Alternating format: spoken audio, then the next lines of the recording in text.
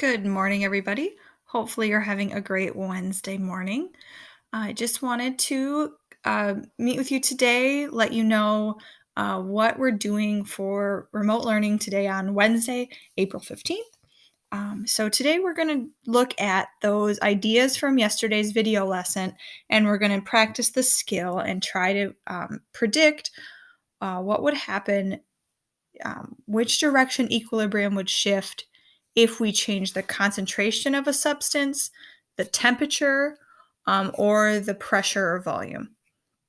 So you have this practice sheet here, and obviously it would be ideal if you had the actual paper in front of you, but if not, we can just make it work with what we have. I couldn't figure out how to get this kind of on, like it wouldn't go right to Google, so it would just be good to like grab a piece of paper and just write down the balanced equation. So write down this equation here, um, and then write down 1, 2, 3, 4, 5. Basically, you're just doing this to practice the skill and then check your work when you're done. So we are only doing page 1 and 2 of this sheet. It goes on like forever and ever and ever.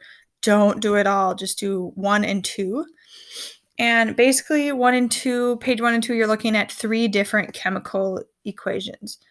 So the first chemical equation is right up here at the top, right there.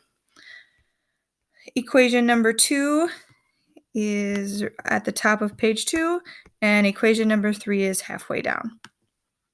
So this chart is going to give you a scenario, and you're going to predict what happens to equilibrium when that happens.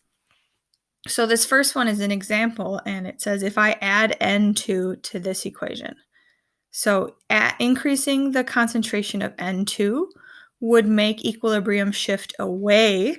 So in the equilibrium shift box, you'd write that it would go to the right, which would make the forward reaction happen quicker.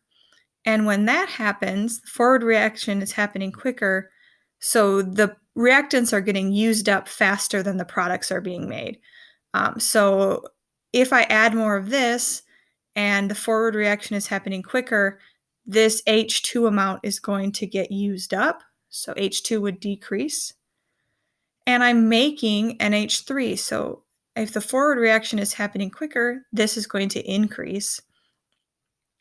And my K value, if I change the concentration of a substance, the K value remains the same. So I'm just going to use the information from yesterday's video lesson, and I might need to go back and rewatch parts of it or re-listen to parts of it.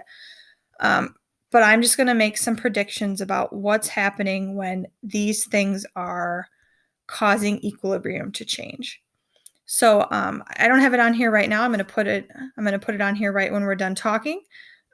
But I'll put the answers down here on Brightspace so that you guys, after you go through and you try and you practice your skill, you can check your work and see if you are on the right track or you need to go back and check something. So I hope that you have a great Wednesday. Reach out to me if you need help with this. I will be waiting by my computer for your emails. Have a great day. Talk to you later.